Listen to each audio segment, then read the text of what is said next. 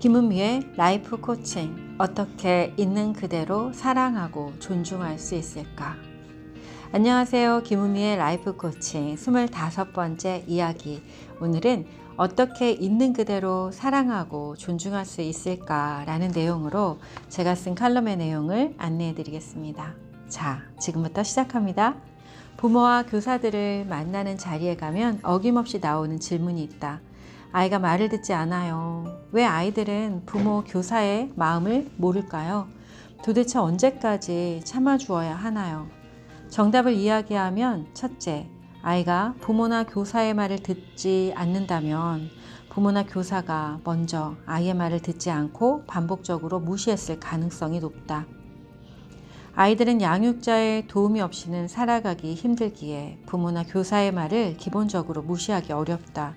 그럼에도 불구하고 말을 듣지 않는다면 목숨을 걸고서라도 지켜야 할 더 중요한 것들이 있기 때문이다. 예를 들면 사랑과 관심, 인정 등이 제대로 공급되지 않을 때, 부족할 때 그럴 수 있다. 말을 듣지 않음으로 해서 부정적이긴 하나 더 강한 관심과 주의를 받기 때문이다. 또는 오랜 시간 잘못 형성된 대화 방식이 원인일 수도 있다. 얼굴과 눈을 마주하지 않고 건성으로 이야기하고 잘 듣지 않는다고 비난하기를 반복하고 있다면 인식하고 새로운 대화 방식을 배우고 연습해야 한다. 둘째, 아이들이 부모, 교사의 마음을 누구보다 잘 안다. 그들은 오감과 육감을 통해 느낄 수 있기에 진짜 사랑인지 가짜 사랑인지 진짜 존중인지 가짜 존중인지 다 안다. 그러나 대부분 어른들은 옳다, 그르다, 자랑스럽다, 창피하다 등 사회적인 기준과 타인의 시선을 오랜 시간 신경 쓰며 살다 보니 오감이 굳어 화석이 되어 있고 육감은 판단과 분별심으로 가려져서 사실은 자기 마음도 어떤지 느끼지 못하는 이들이 많다. 자기 마음을 느낄 수 있어야 아이의 마음도 느낄 수 있다. 셋째, 아이는 참아주어야 하는 존재가 아니다. 그저 한 사람으로 존중받으면 된다. 존중하면 참을 일이 생기지 않는다. 좋은 부모, 좋은 교사가 되고 싶다는 마음으로 아이들의 말과 행동을 참고 견디는 분들이 있다. 그러나 참고 견디는 것은 오래가지 못한다. 에너지가 많이 있을 때는 꽉 붙잡고 누르고 있을 수 있다. 하지만 에너지가 고갈되고 스트레스 상황일 때는 이전에 참아주던 일에도 민감하게 반응하게 된다. 좋은 부모, 좋은 교사에 대한 각자의 정의가 필요하다. 세상과 타인의 기준이 아닌 각자 소중하게 생각하는 가치가 무엇인지 명확하게 아는 것이 중요하다. 부모는 죽는 날까지, 아니 하늘나라에 가서도 부모이다. 끝까지 사랑을 주고 믿어주고 기다려주는 존재이다. 아이들의 모습을 보고 자꾸만 잘못됐다. 언제까지 참아줘야 하나? 라는 마음과 생각이 올라올 때는 뭐가 왜 잘못되었는지, 왜 잘못이라고 생각하는지, 정말 중요한 것은 무엇인지 스스로 묻고 답해보자. 정말 중요한 것이 나왔다면 그것을 아이에게 전해주면 된다. 참지 않아도 된다. 아이들은 부모나 교사가 대화의 상대로 존중하며 이야기를 할 때 놀랍도록 잘 듣는다. 그렇게 한번 해보면 알 수 있다. 한번 해보라. 어떻게 부족하게만 보이는 아이를 대화의 상대로 생각하고 존중하며 이야기 나눌 수 있을까? 다시 묻는 분들에게 국제코치연맹의 코칭 철학을 소개한다. 모든 사람은 온전하고 해답을 내부에 가지고 있고 창의적인 존재이다. ICF 국제코치연맹에서는 코칭 철학을 소개하고 있다. 모든 사람은 온전하고 해답을 내부에 가지고 있고 창의적인 존재이다. 모든 사람은 지금 여기에서 온전하다. 어떤 사람도 온전하지 않은 사람은 없다. 어린 나무는 어린 나무 그대로 온전하며 고목은 고목 그대로 온전하다. 뭐 하나 부족한 것이 없이 어린 나무가 가질 것은 다 가진 온전한 상태이며 고목 또한 그러하다.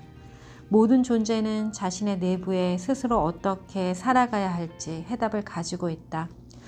외부 세계와 소통하며 지식과 지혜를 얻고 살아가는 우리지만 나라고 하는 존재가 어떤 존재이며 어떻게 살아가는 것이 가장 나에게 좋은 것인지에 대한 답은 이미 내 안에 있다.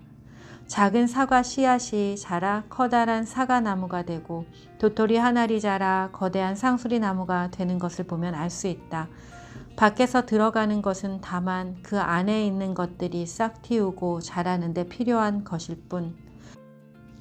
사과나무가 되고 상수리 나무가 되는 데 필요한 모든 것은 이미 내부에 있었다는 것을.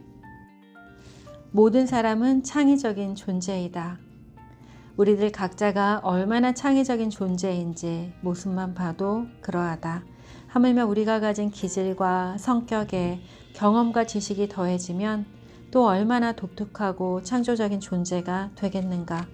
나 아닌 다른 사람에 대해 판단하고 평가하기 전에 먼저 관찰하고 질문해야 한다. 그게 아주 작은 어린 아이일지라도 그렇다.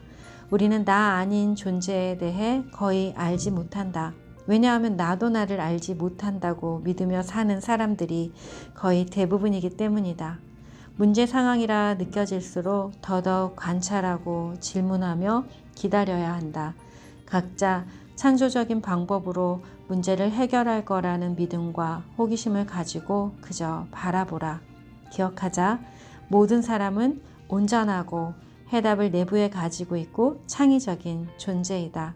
당신도 그렇다. 우리 모두 살아있는 존재는 다 그렇다. 더 나은 삶을 위한 코칭 팁. 어떤 순간에도 평정심을 유지하며 존재를 존재로 바라볼 수 있게 해주는 마법의 말이 있다. 반복해서 읽어 익숙해지도록 한다. 그리고 존중하는 마음보다 판단하는 마음, 욱하는 마음이 올라올 때는 이 말을 해본다. 자, 저를 따라서 한번 해보시겠습니다. 나는 너를 믿는다. 나는 너를 믿는다. 어떻게 하면 좋겠니? 어떻게 하면 좋겠니? 참 독특하다. 정말 흥미롭다. 참 독특하다. 정말 흥미롭다. 어떻게 그렇게 했어? 어떻게 그렇게 했어? 아마도 믿음으로 바라보며 위와 같은 질문을 던짐과 동시에 온전한 한 존재가 자기 안에 이미 있는 재료를 가지고 가장 창의적인 방법으로 문제 상황을 해결하려고 노력하고 있는 흥미로운 상황을 경험하게 될 것이다. 아이의 말이 들리고 마음이 보이는 기적이 일어날 것이다. 여러분의 삶에 기적이 일어나기를 축복합니다. 오늘 제가 준비한 김은미의 라이프 코칭, 어떻게 있는 그대로 사랑하고 존중할 수 있을까? 내용은 여기까지입니다. 오늘 내용 마음에 드셨다면 반복해서 다른 라이프 코칭 또 들어주시고요.